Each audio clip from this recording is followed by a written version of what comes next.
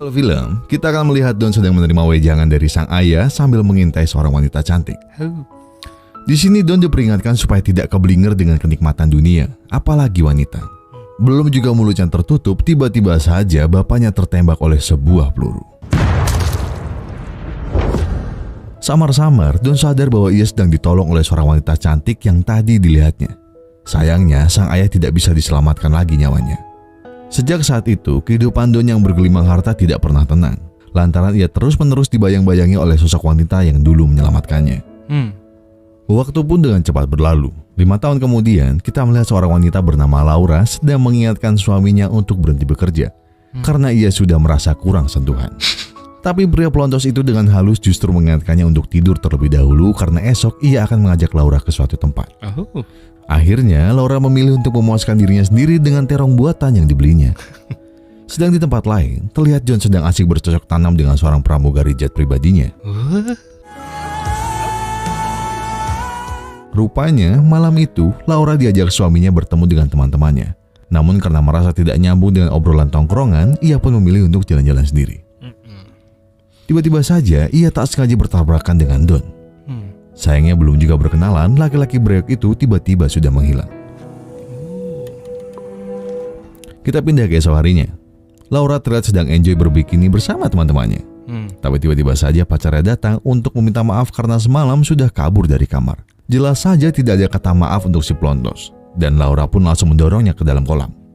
Meski begitu, Laura terlihat galau karena kehilangan perhatian kekasihnya. Namun tiba-tiba saja, lagi-lagi ia dipertemukan dengan Don. Kali ini Don tidak menghilang. Ia justru membius Laura dan mengurung wanita itu di rumahnya yang sangat mewah. Hah? Gimana? Kok cepet banget tiba-tiba? Tahu-tahu dibius aja. Karena kebingungan, Laura pun memilih berjalan-jalan di rumah gedongan itu.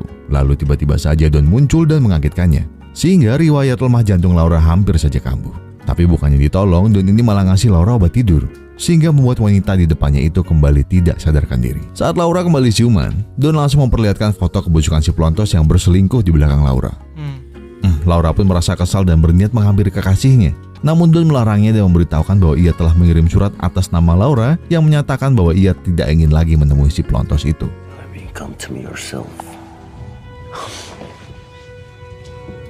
Lalu saat Laura ingin pulang karena dia terus terpikirkan dengan kerjaan yang menumpuk dan cicilan yang belum terbayarkan, Don langsung berkata bahwa itu semua sudah diurusnya dan seluruh barang-barangnya telah dipindahkan ke rumah Don. Jadi kira-kira kenapa Don kelihatan obses banget sama Laura? Gak tahu. Karena Don ini ingat bahwa Laura ini wanita yang dilihatnya 5 tahun lalu. Dan suatu hari ia pernah melihatnya di bandara. Nah, sejak saat itulah Don mulai sunat. Hah? Sunat? Iya. Bukannya diikuti? Ya itu yang benar. Anjing. Namun Laura seakan tidak percaya dengan penjelasan itu karena ia terlihat sangat asing. Akhirnya Don memberikan waktu 365 hari untuk Laura agar bisa jatuh cinta dengannya. Namun jika dalam jangka waktu itu Laura tidak juga mencintainya, ia akan diperbolehkan pergi. Sebenarnya Laura ini tidak benar-benar dipenjara. Dia cuma tidak boleh lepas dari kontrol Don. Hingga pada suatu hari ketika Don dan 2 bodyguardnya mengajak Laura keluar berbelanja, Laura memanfaatkan kesempatan ini untuk kabur mencari pertolongan. Ia pun berhasil menemukan polisi yang tengah berpatroli dan memberitahukan bahwa dirinya diculik. Namun polisi itu langsung melengos pergi saat mengetahui maksud penculik di sini adalah Don. Are you lost, baby girl?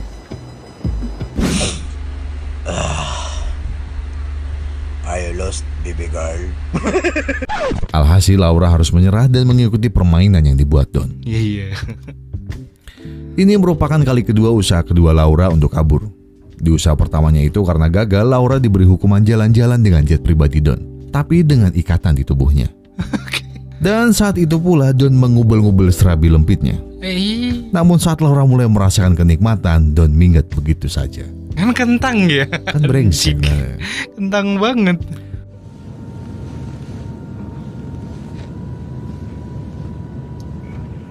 Jadi hukuman keduanya kira-kira apa? Kita pindah ke malam harinya. Sehabis mandi, Laura sadar bahwa pintu kamarnya sudah dikunci oleh Don. Ia pun memohon untuk dibukakan supaya ia bisa keluar. Tapi pria berjambang itu justru mendekatinya dan menggiring Laura ke ranjang. Kemudian terlihat Don memborgol kaki dan tangan Laura. Terlihat juga Laura sudah panas dingin takut dipaksa bercocok tanam. I'll do anything I want with you. Namun tiba-tiba saja seorang gadis masuk ke kamar mereka dan mulai bercocok tanam di depan Laura. The best scene ever. Setelah terpuaskan, Don berkata bahwa sebenarnya bisa saja ia langsung membobol serabi lempitnya. Namun ia menginginkan sebuah hubungan bercocok tanaman yang dilandaskan dengan MSM, alias mau sama mau. Ia pun lantas membebaskan borgol Laura dan menyuruhnya bersiap-siap pergi ke pesta. Oke. Sebagai upaya balas dendam, Laura datang ke pesta itu menggunakan pakaian super minimalis yang memperlihatkan lekuk tubuhnya. Alhasil Don terlihat marah dan menyuruhnya pergi.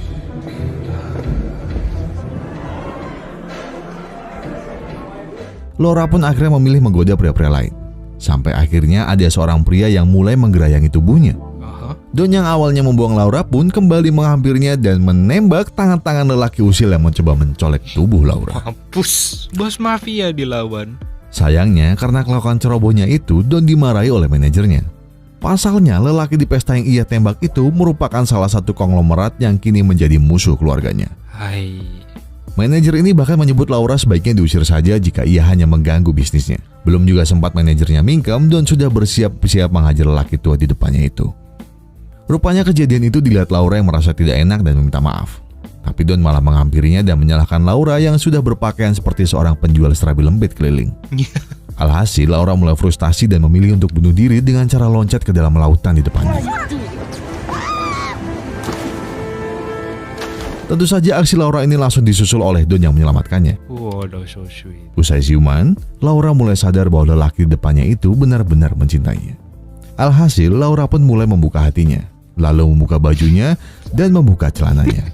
Dan wah, ternyata dia sedang ancang-ancang untuk melakukan bercocok tanaman dengan Don yang sudah bertelanjang dada di depannya. Anjing. Bahkan sampai malam harinya mereka kembali mengulang aktivitas bercocok tanaman. Iya, banyak sekali. Mas, bawa pelan-pelan, aku pengen. Suatu hari Don dan Laura datang ke sebuah pesta. Namun tiba-tiba saja seorang wanita bernama Anna datang mengusik mereka. Wanita itu mengancam akan menghabisi Laura karena selain dia sudah naksir berat dengan Don, Anna ini juga merupakan tangan kanan dari si gangster yang dulu tangannya pernah ditembak Don. Meski begitu, Don menyuruh Laura supaya tetap tenang, dan untuk mengantisipasinya, Don meminta Laura untuk menjauhi dirinya terlebih dahulu. Baik. Sementara Laura menghabiskan waktu bersama sahabatnya, Don pun sesekali juga menjenguknya, dan tentu saja meminta jatah untuk bercocok tanam dengan baik. Belum juga genap 1 bulan berada di rumah Don, rupanya Laura sudah berhasil dibuat jatuh cinta oleh pria itu.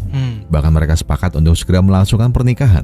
Dan tak berselang lama, mereka pun akhirnya mantap menjalankan pernikahan. Hingga akhirnya, suatu hari, mereka kondangan ke tempat sepupu Laura sambil mau meminta restu.